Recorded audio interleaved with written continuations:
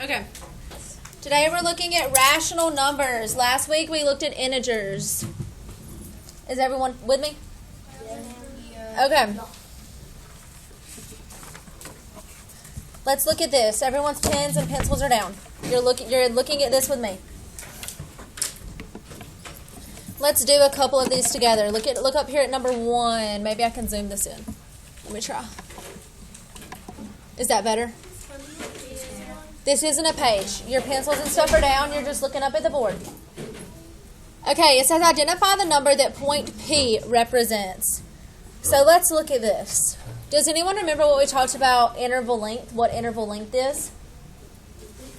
Interval length is the space between the two tick marks. So this interval length is how much? How much is it from 0 to this knot? 1/10. So our interval length is 1/10. So we are counting by tenths. So if we're counting by tenths, this is 1/10. So what do we think this next tick mark is? 2/10. What about this one? 3/10. This one? 4/10. So what is P? So P is 4/10. Let's look at number 2. We've got a 0 and a 1, and I want to know what P is. So let's look at this. If this is 0, we skipped 1 and it's 1. Well, if we skip this one, what number should be here? 2. What is in between 0 and 1? If you don't have a hole, if you cut a hole of something, what is it? A half. So could we say this is 1/2? Someone else said 0.5. That's correct as well. That's the decimal version. But this one, we're going to work with the fraction 1/2. So if this is 1/2 and this is 1, what do we think could be right here? What's in between 1 and 2? 1 and 1/2. So our P for this one is 1 and 1/2. Let's look at 3.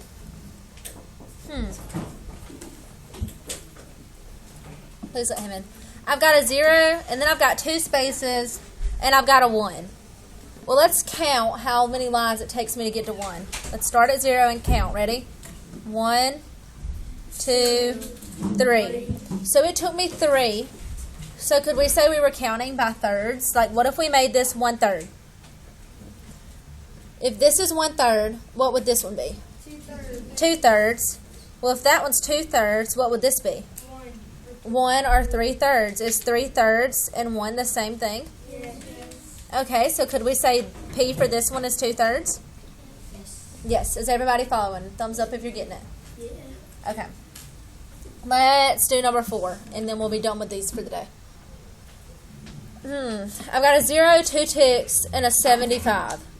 When you see 0.75, what does that make you think of? What do you think of when you see 0.75? I mean, it's a decimal, but like, what is something that we use in the real world that makes you think of? Vivian, are you following?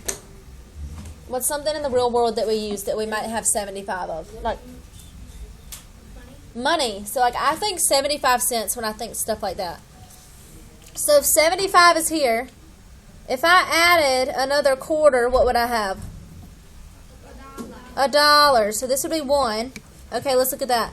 If I had 75 and this is $1, 4 quarters make $1, right? For this interruption, teachers and students, any extras? Okay. Let's look at that. So we said this was 1, this is 75, and we're looking at it if we're saying this is money. So if I have 1 quarter less than 75, so I have 2 quarters, what do I have?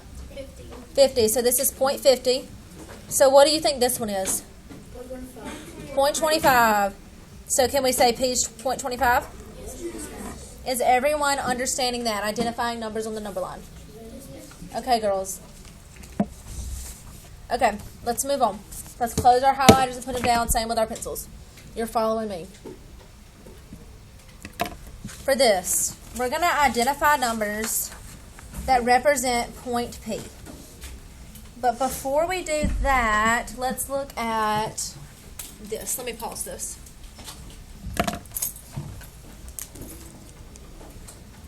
Let's look at this, guys. What if we had this number line?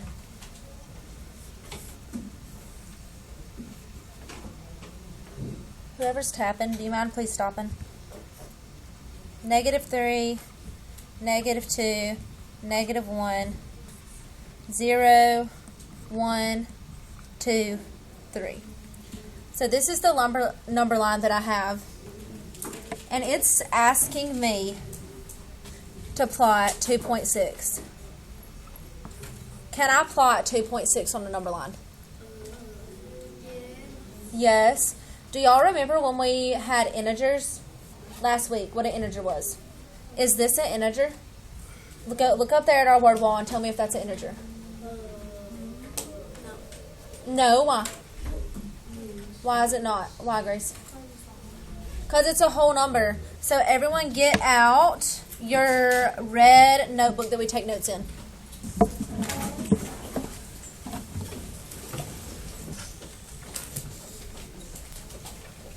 Okay, we're going to finish our notes. Like we always do, top of the corner, you write your name.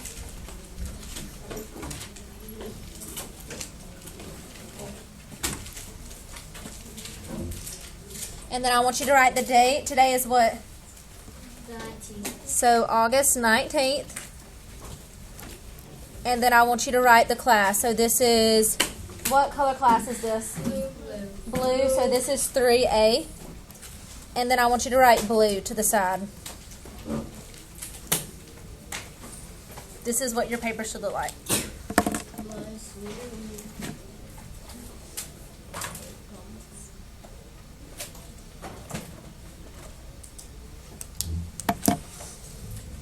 Everybody good? Okay, so last week we learned about integers. So everyone write down integer as a vocab term. What's up? Yes, you can have an eraser. Integer. An integer is our whole numbers. Our whole numbers.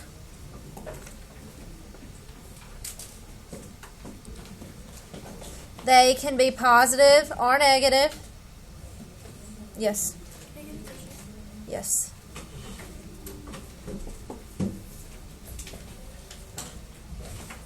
And this includes 0. 0 is always an integer because you can't have a half a 0.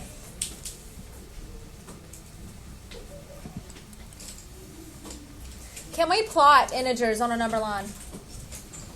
Yes. So we can plot these on a number line.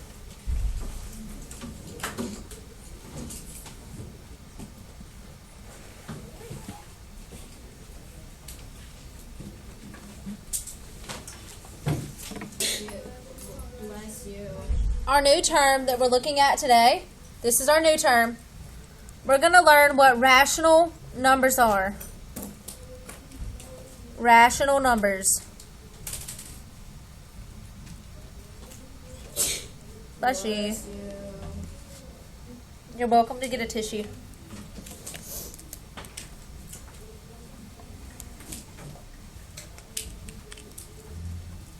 Rational numbers. This is basically anything that's not your whole number. So this is our fractions and our decimals. Our fractions and our decimals. Can you still plot a fraction or a decimal on a number line? Yeah, we just did, didn't we? So you can plot these.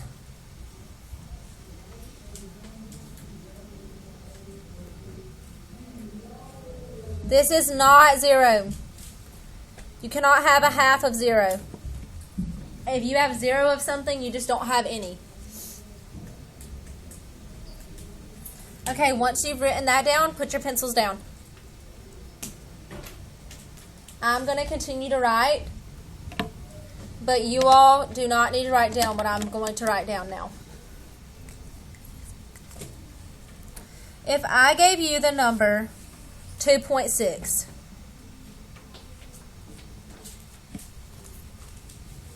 what type of number out of these two is 2.6? Is this an integer? Is 2.6 an integer? Everyone thumbs up or thumbs down if 2.6 is an integer. Yes, it's an integer. No, it's not. No, it's not an integer. Why? Because it's not a whole number. That's a... What is that, guys?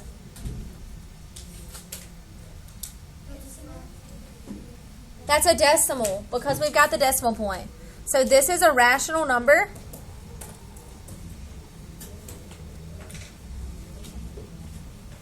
Okay, everyone's pencil down. Everyone pencils down. You need to be focusing on what I'm doing up here. If you do not get all the notes by the end of class, it is okay. We will do it. Everyone's pencils are down. I'm still seeing pencils up. Okay. So 2.6 is a rational number we've decided because it's a decimal. Do you think we can still plot this on our number line? Yes. Okay, what type of number is this? 14. What is that? Integer. Why? Because it's a whole number. Okay, let's look at one more term. This one you are going to write down. We're going to talk about, in this lesson, consecutive integers. Consecutive integers. Consecutive integers are just integers that follow one another when we're counting. So this is numbers / integers, because these are whole numbers, that follow one another when counting.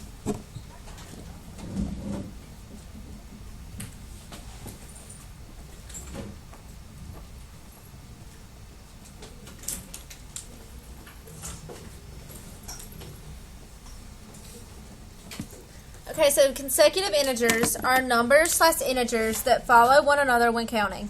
So let's look at an example of this so you understand what I'm saying. Consecutive integers are numbers like 1, 2, 3, 4, 5, because they come right after each other when we're counting. So 1 comes before 2, but it's 1, 2, 3, 4, 5, 6, 7, and so on. Same goes for numbers like that are negative. So -1, -2, -3, -4, -5. Those are integers as well. So consecutive integers are numbers that follow one another when we're counting in a sequence. Has everyone got that written down? Okay.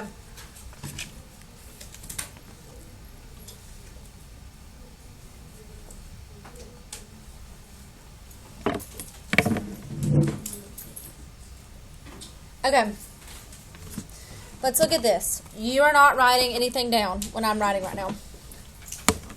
So pencils should be down, correct? Okay, let's go back to that -2. That 2.6, that decimal. So if I'm looking, at 2.6, what is the opposite of 2.6? Thumbs up when you think you know. The opposite of positive 2.6. What is it? What is it? Negative 2.6? He's right, -2.6. He just said that he knew that this was a positive number, so he put that negative sign to give me an opposite number. Would these be on the same spot on the number line? What side does my positive numbers go? To the right. So we could assume that 2.6 that's positive is somewhere like right there. And we could assume that my -2.6 is somewhere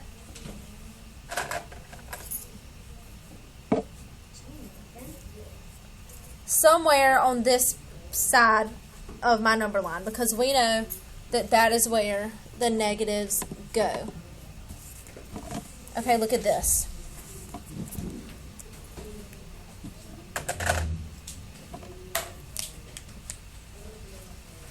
Let's do the opposite of -4.8. When you know the opposite of -4.8, give me a thumbs up.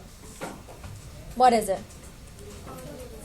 Positive 4.8. And you know that you can just know that it changes to a positive Or if you want to work it out, you could say, I'm trying to find the negative of negative 4, the opposite of negative 4.8. A negative and a negative make a positive. So my answer is just positive 4.8. Let's do one more. What if I had positive 1.2 and I asked you to find the opposite of positive 1.2? What would that be? Negative 1.2. We just know to add a negative sign. Or we could say the opposite of 1.2. A negative and a positive make a negative. So negative 1.2 is our answer. Hey, boys in the back, do we need to separate? Okay. What's up?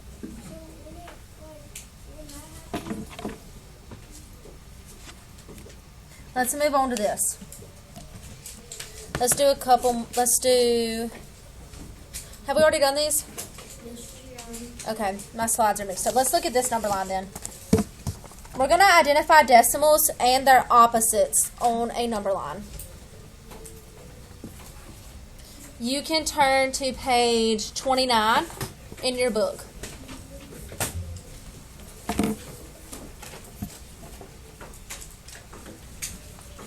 Just turn to page 29 and put your pencil down.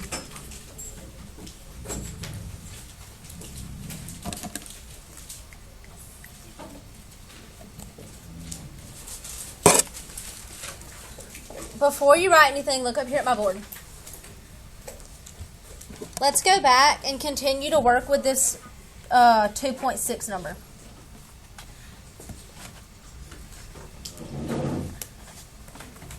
If I asked you to plot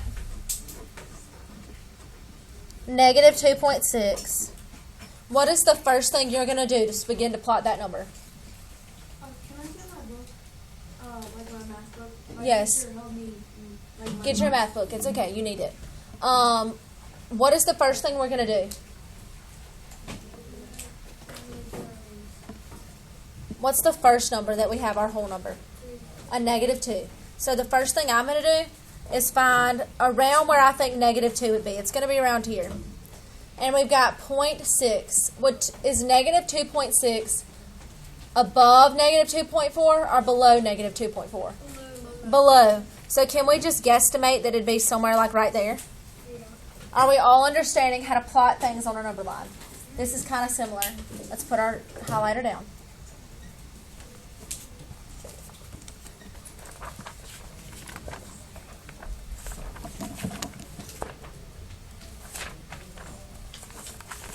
Okay, let's look at the page in your workbook. Is everyone on this page? It's called Decimals and Their Opposites. It says for parts 1 through A through E. Oh, let's look at this too. Does everyone see how it says A through E? On your test, that doesn't mean choose one of these. That means work out all of these. So you are giving me an answer for A, B, C, D, and E. You're not just choosing one. Do we all understand that? Okay, perfect. Everyone's eyes are on my board. Pencils are down. Let's look at number 1A. It says the number is the opposite of... What number is the opposite of the number that point A represents? Plot a point to represent that number. Label that point D. So we are trying to find the opposite of the number that point A represents. Let's look at what our interval length is first, because we need to know what that represents. Look at these numbers. I've got a 0.8, a 1.6, a 2.4, a 3.2, and a 4. What are we counting by to get those numbers? We're counting by 8s. But look, there's this number split in between, so we're not counting by 8s, we're counting by 4s. Yes, we're counting by 0.4. So our interval length, the space in between one of these, is 0.4. So A would be what?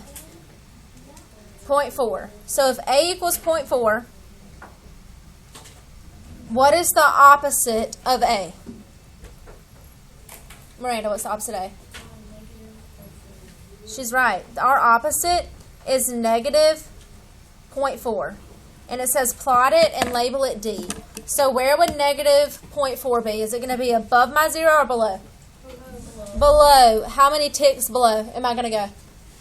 If this is 0.4, how many ticks is negative 0.4? Just one below my 0. So I'm going to put a little dot there. And I'm going to label it D, like they asked me. Does everyone have that written down?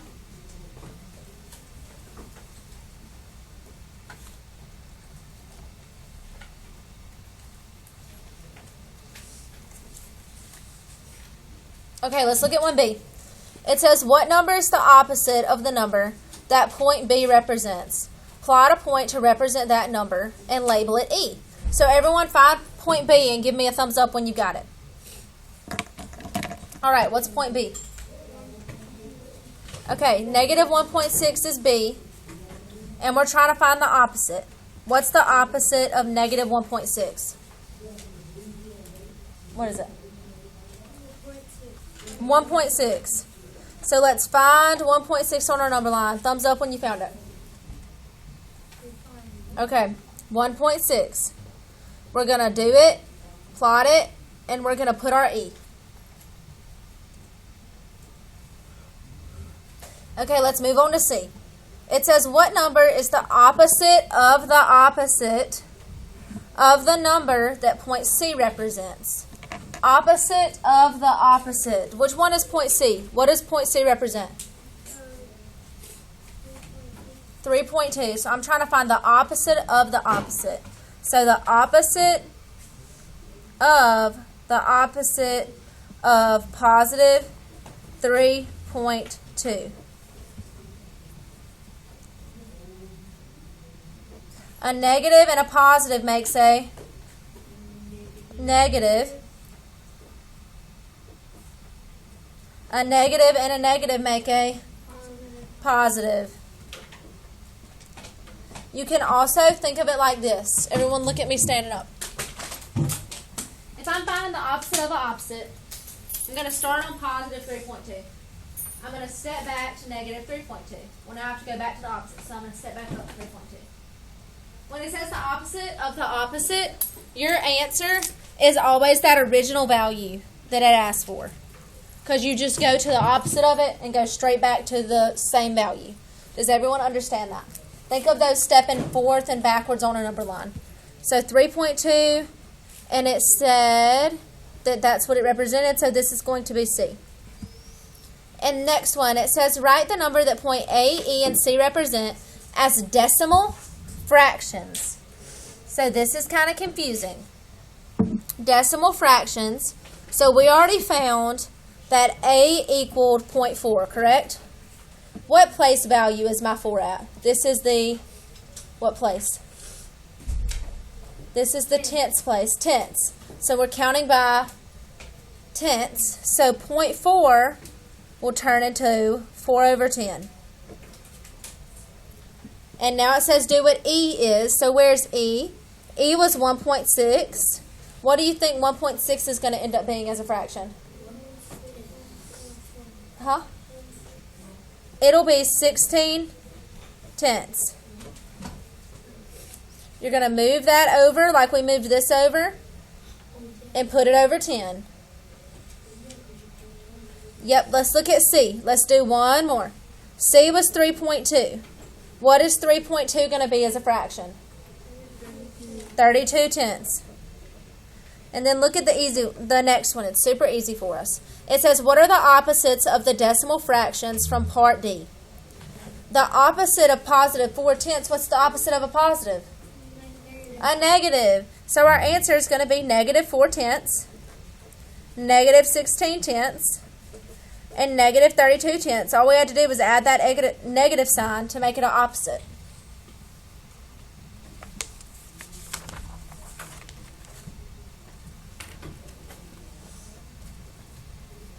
If you are struggling with this, if you go in and label your tick marks by that 0.4, That might help you visualize it in the future. But for now, let's look at fractions and their opposites. You can all put your pencils down now.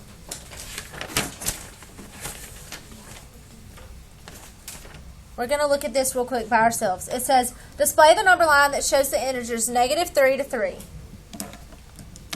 First, let's try to locate something that I think will be a little bit easier for us. Yes. Yes. Let's try to plot 2.5. What is the first thing I'm going to do to plot 2.5? Raise your hand when you know. What's up? What are you going to do? If I cover this up, what's my first number, everyone? 2. I'm going to find my 2. Would a half of 2 be in between 1 and 2 or 2 and 3? So could we say this is 2.5? If this is 2.5, where's -2.5 going to be? Right here? -2 and 1/2. Okay. Let's try to do 2 and 1/4. Well, we're counting by 4s, so let's go ahead and label these like we were counting by 4s. Let's count if I did it right. Count from 0. Ready?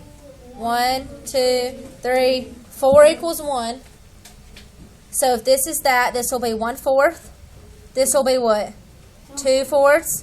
This will be 3/4. And this will be 4/4. Is 4/4 the same thing as 1? Okay. So let's plot 2 and 1/4. I'm going to go ahead and add a few tick marks to make it easier for us.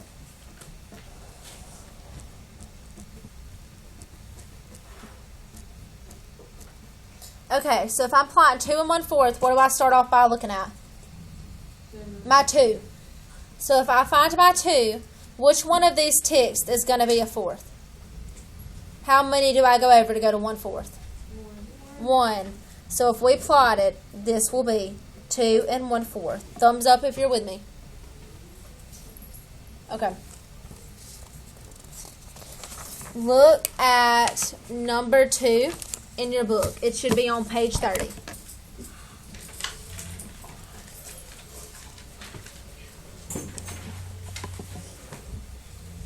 This is fractions and their opposites. So for parts A through D, that means we're answering all 4 parts. It says choose an appropriate scale and draw and label tick marks on the number line. So let's see what we're going to do.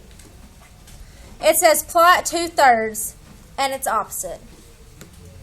If I'm plotting and it says 2/3, what do you think we're going to count by?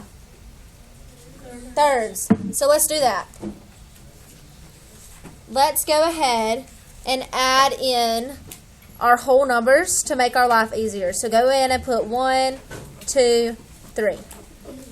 On this side, it's what type of 1? A -1, -2, -3.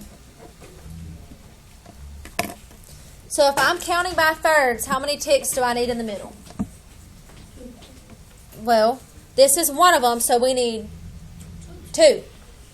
So let's go ahead and add 2. It's okay if your lines aren't perfectly straight. I know mine are a little wonky.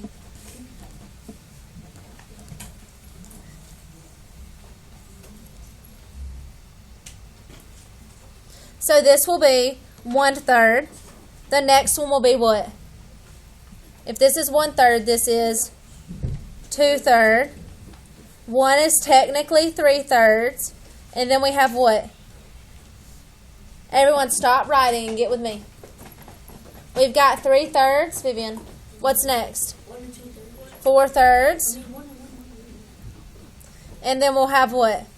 5/3. 2 is technically 6/3. 3 goes into 6 how many times? 3. No, that's 9. 3 times 3 is 9. 3 times 2 is 6. So 3 goes into 6 2 times, so that's how we know we have the right number.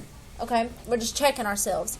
So if this is 6/3, this one is 7/3, 8/3, and 9/3. What's 3 times 3? 9, so we know we're on the right track. It'll be the exact same for the other side, but this side is negative. So let's go ahead and fill it in for the negative.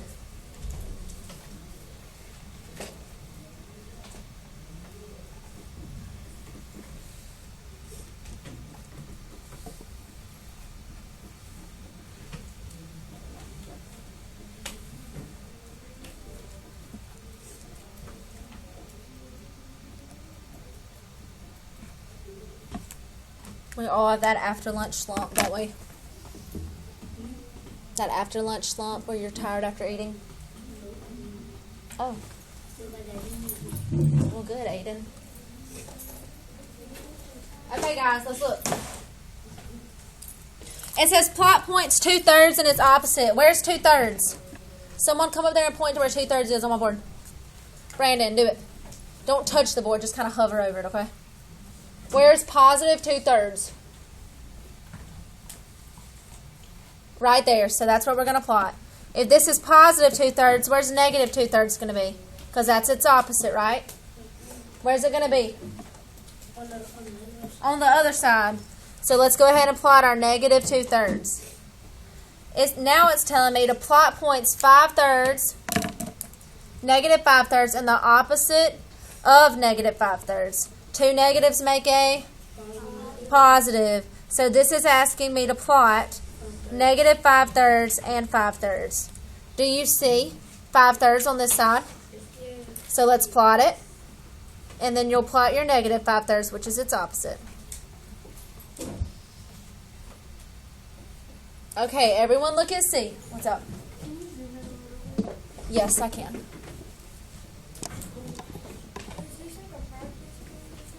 This is just us working together. This says the rational number negative 7/3 is located between the consecutive integers blank and blank. Consecutive integers, remember, are numbers that go in order if we're counting. So let's find negative 7/3. Everyone put your hand on negative 7/3. What consecutive integers is negative 7/3 in the middle of? Negative 2 and negative 2 and negative 3. So let's write that down.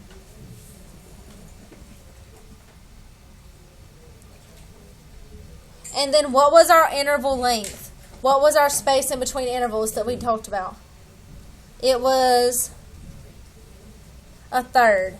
So our interval length is 1/3 for this problem. Okay. Let's keep going. Look at number 3.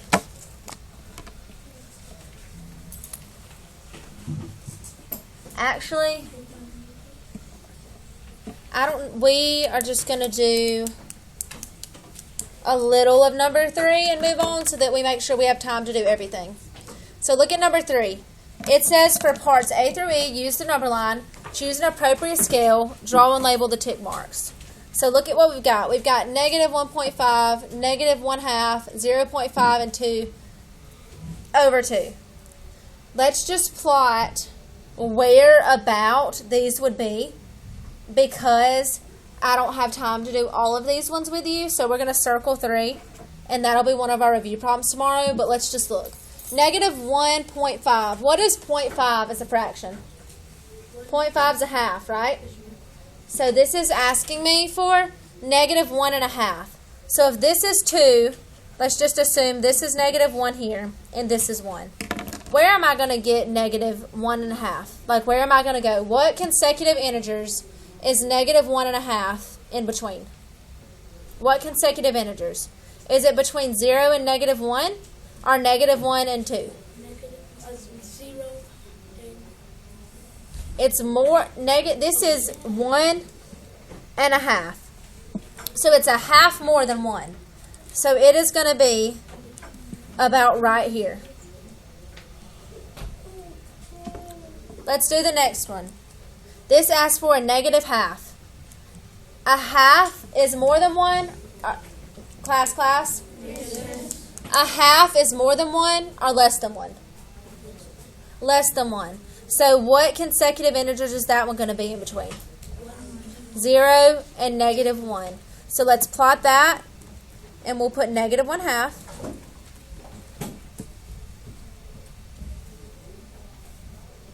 And this one just asked us to find 0.5. What did we say 0.5 was as a fraction? 1/2. So we're just going to plot 1/2 for that one. And the last one asked us for 2/2. 2/2 is the same thing as what? 1. So we'll just plot 1. Okay, we're not going to do the rest of these because we're short on time. So let's just move on to number 4. I have to zoom out on this one a little bit. Let's look at number 4. It says Riley says that point P is located at negative 2/3.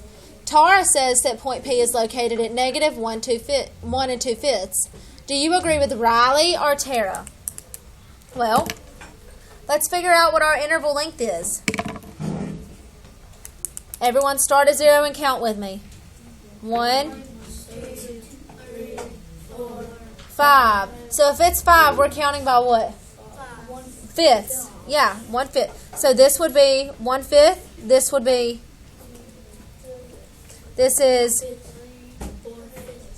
and this will be 5/5, which is the same thing as 1. And then we'll have 6/5, 7/5, 8/5, 9/5, 10/5. 5 times 2 is what? 10. So we know we're on the right track. 11/5. I don't think we'll go past that. And then this side is our negative numbers, so it's the same thing but negative.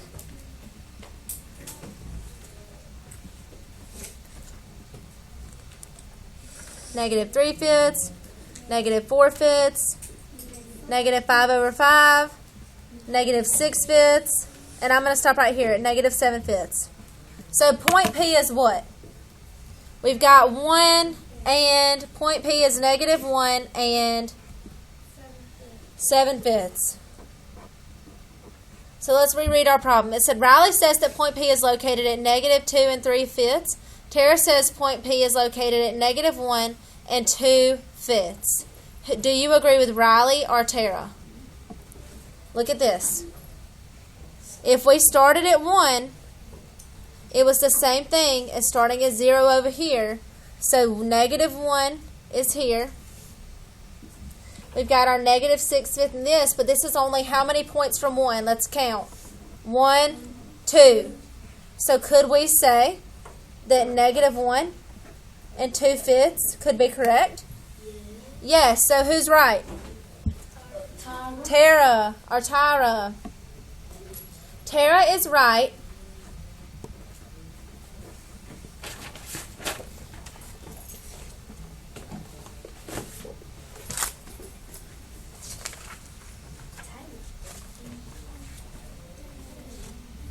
Because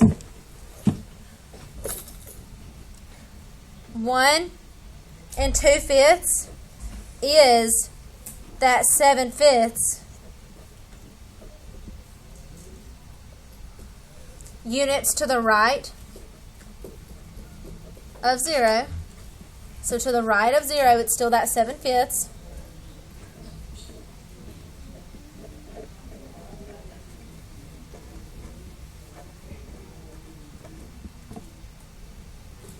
And negative 1 2/5 is still 7/5 units, but to the left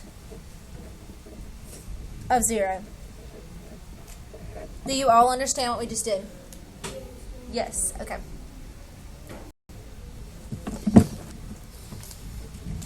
Okay, guys, look at these two statements. All integers are rational numbers,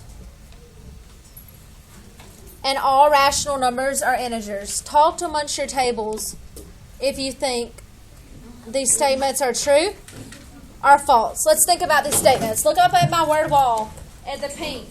Look at your definitions, and I want you to decide if these are true statements, negative statements, or one or the other.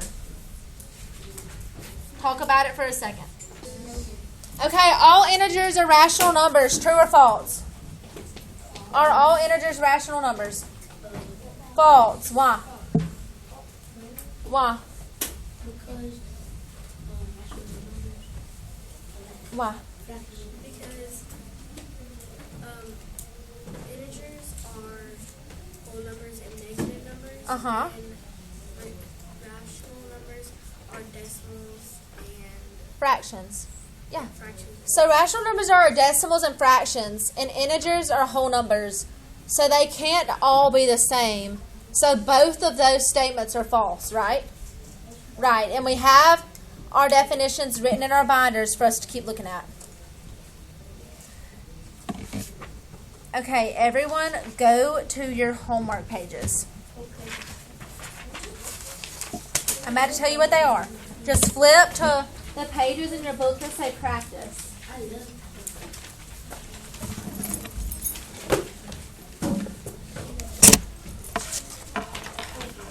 You are going to tear out page 33, and you're going to complete this in class for me today. That's your exit ticket, so just tear that page out real quick and set it to the side.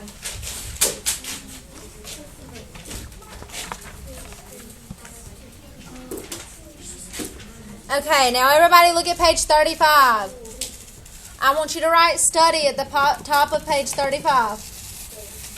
This is one of your recap pages, and that is a great review. Now go to page 37. For homework, you are going to do problem 1, problem 5, and problem 9. You have 3 problems for homework. Yes, start on your exit ticket and turn it into your tray.